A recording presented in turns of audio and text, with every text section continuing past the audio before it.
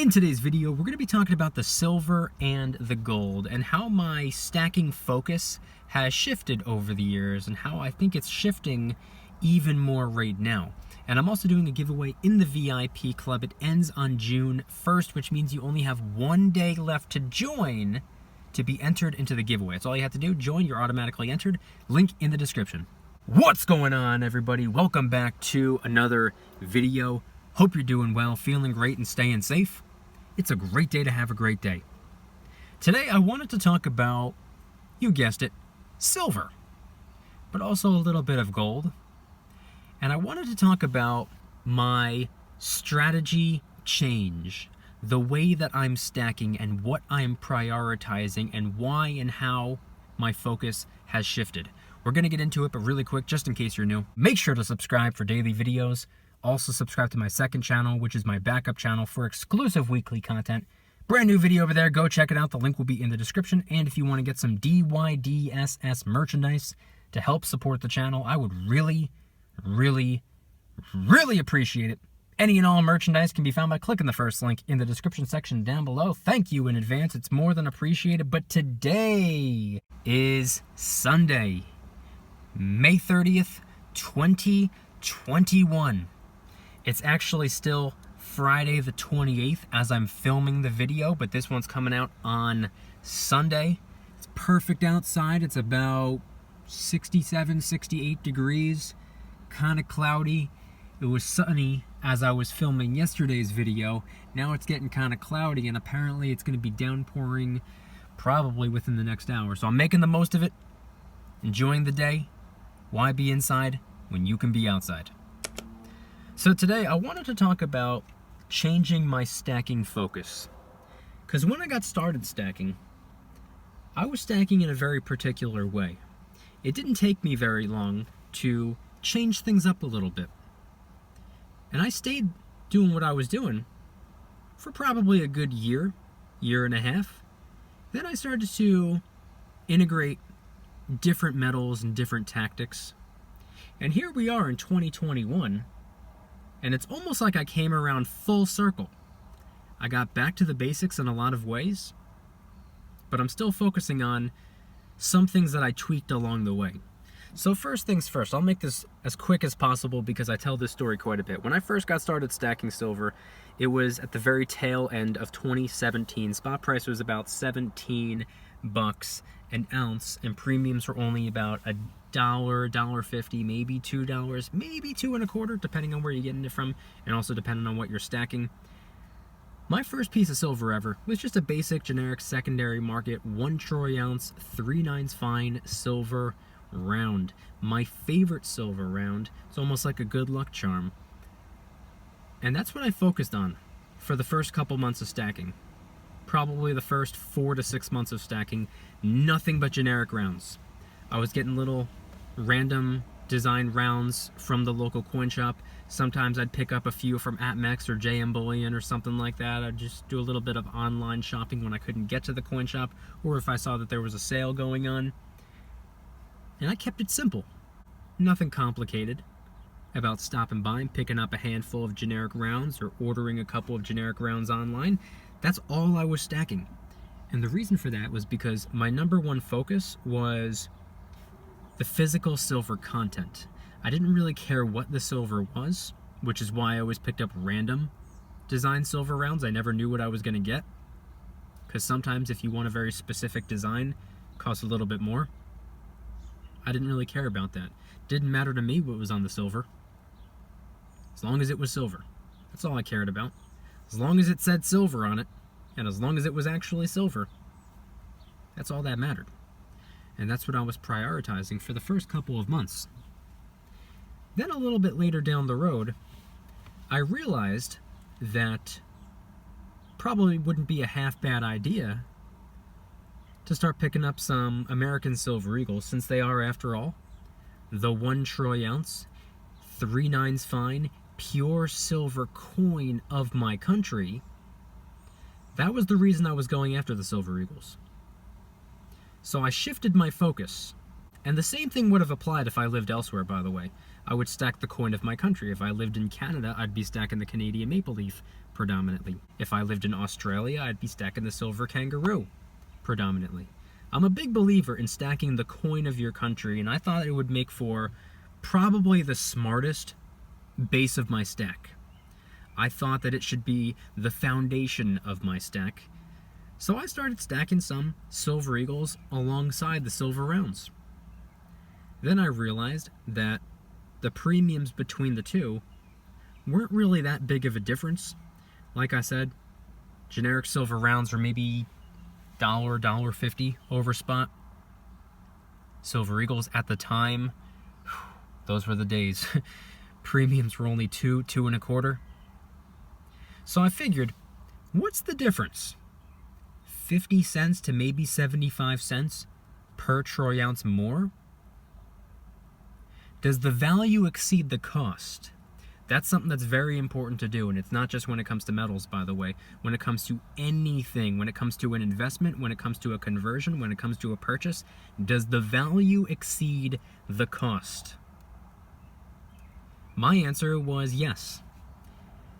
I believed that due to the fact that government-minted coins had a significantly higher level of notoriety, much more recognizable, more trusted, more respected, more desired, more sought after around the world. Everyone knows the American Silver Eagle. Does everyone know this little silver round with a picture of Santa Claus on it, or a picture of a wrestler, or a picture of a snake, or a bird? Does everybody know this particular silver round? I would say probably not.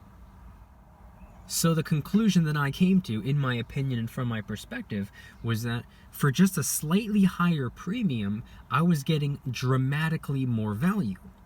So I ended up no longer stacking the generic rounds at all, and I was going all in on American Silver Eagles. And of course, alongside the Silver Eagles, I was stacking some Canadian maple leafs because they're right up there with the Silver Eagles, some of the most recognizable pure silver 1 troy ounce coins that exist, with the Silver Eagle being number 1, but the Canadian maple leaf a very close second. The kangaroo, I would say, also a very close second.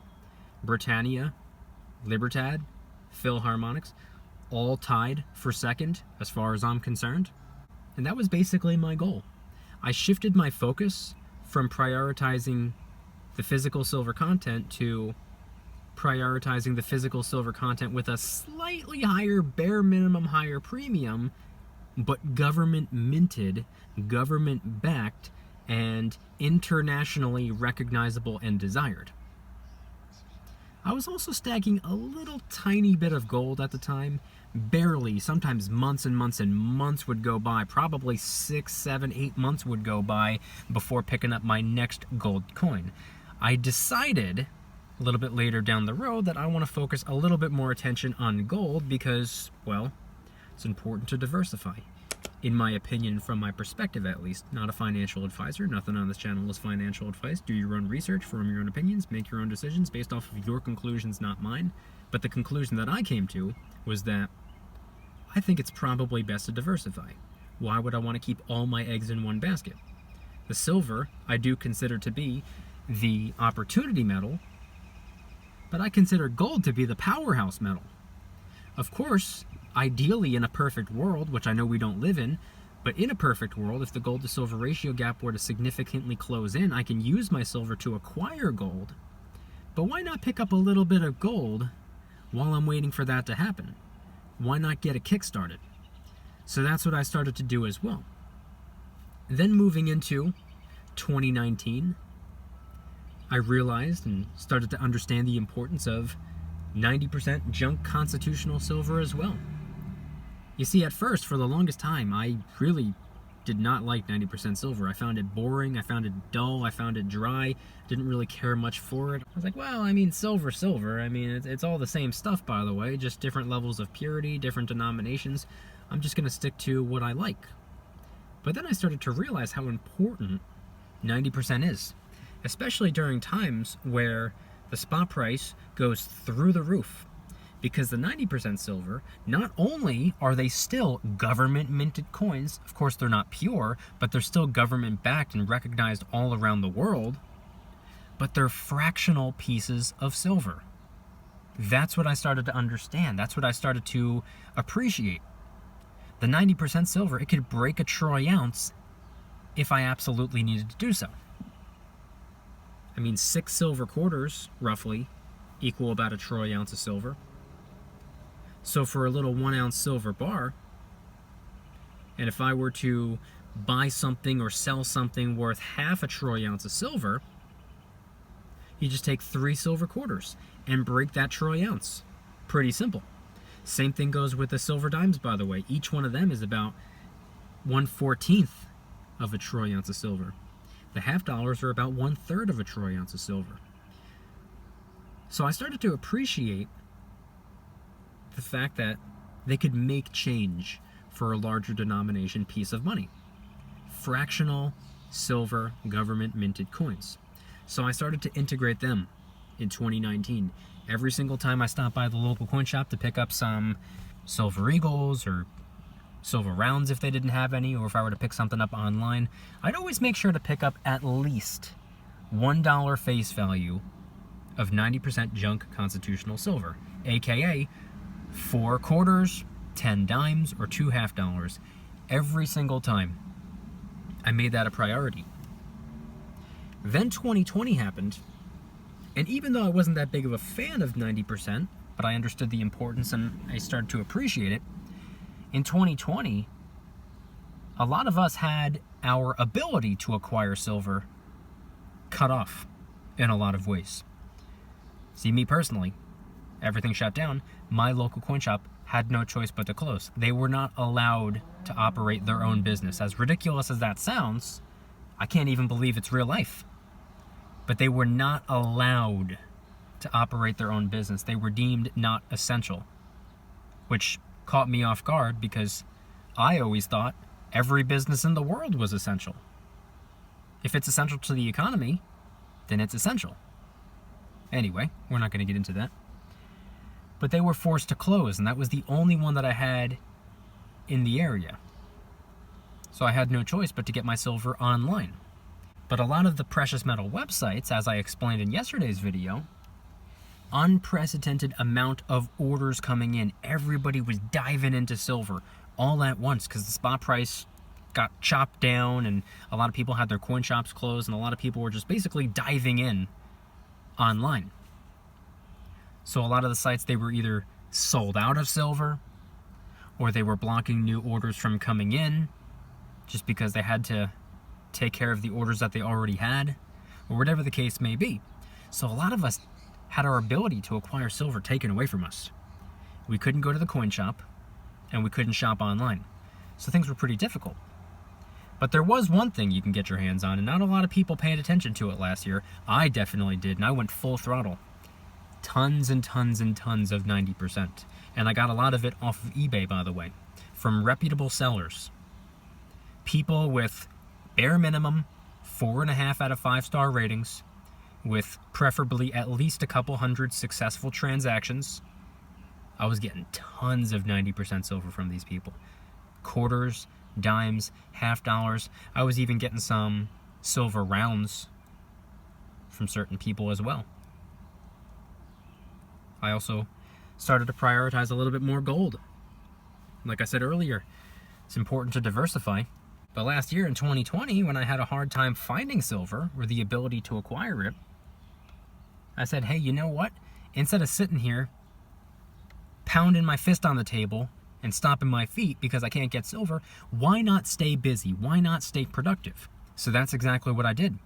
So I shifted my focus and started paying way more attention to gold while I waited for the ability to acquire silver to return.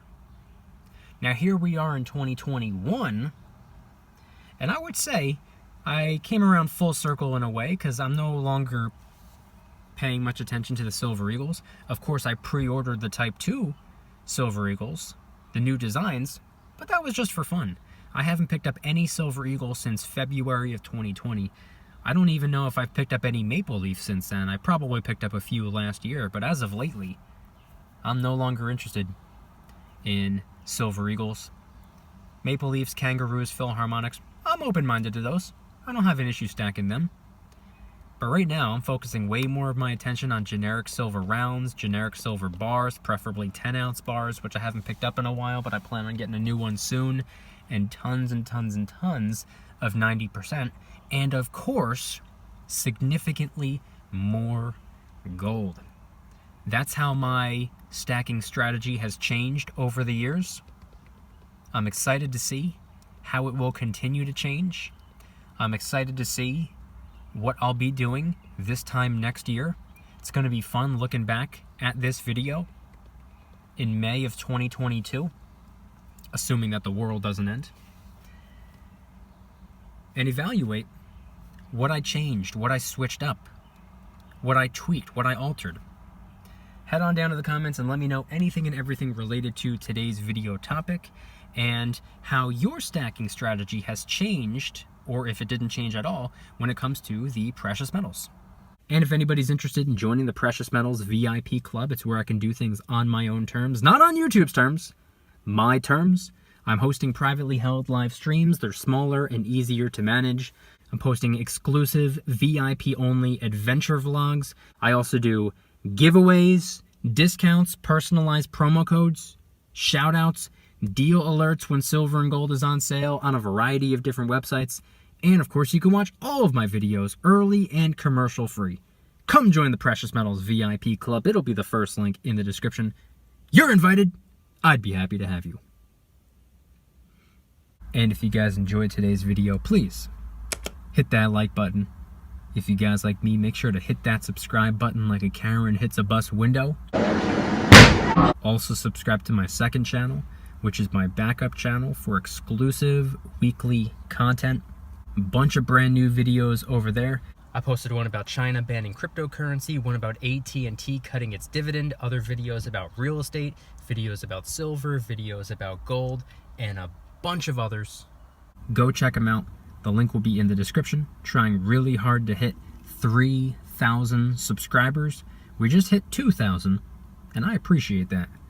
And if you want to help support the channel in the biggest possible way, please consider getting yourself some DYDSS merchandise. Of course, we have some precious metal themed t-shirts and hoodies, which are up for grabs, along with a ton of other products. T-shirts, hoodies, even stickers, many of which are raising funds and awareness for different charity organizations, such as the recently released Kraken Stackin' t-shirt, hoodie, sticker, and coffee mug, inspired by the beautiful 2-ounce silver Kraken coin, which, by the way, is helping us raise a little bit of funds and awareness for ocean cleanup charity organizations at no additional cost to you. It comes out of my pocket, not yours.